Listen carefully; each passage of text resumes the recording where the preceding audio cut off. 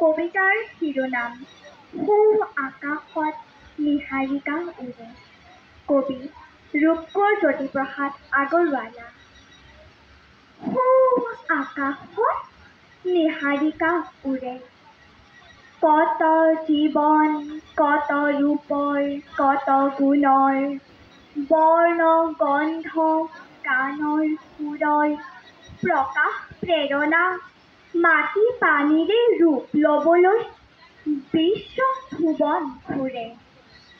তাত আশাই কান্দে, ভাষাই কান্দে, তাত হাঁহিয়ে ওঠ বিচাৰি মৰে। তাত ময়ো আছিলোঁ, মই হ'বলৈ ৰৈ।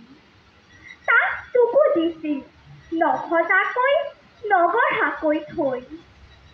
তাত সুন্দৰে যে ফুলাৰ মন্ত্ৰ অহোৰাত্ৰি মাতে, সেয়েহে আজি ইমান ফুল প্ৰভাতে প্ৰভাতে। সেই মন্ত্ৰ শুনি ৰূপত পালোঁ সাৰ, সেই মন্ত্ৰ শুনি মোৰ লগৰী হাঁহি জাগিল, মোৰ জীৱনৰ বাঁহী জাগিল, জাগিল সংসাৰ। ধন্যবাদ।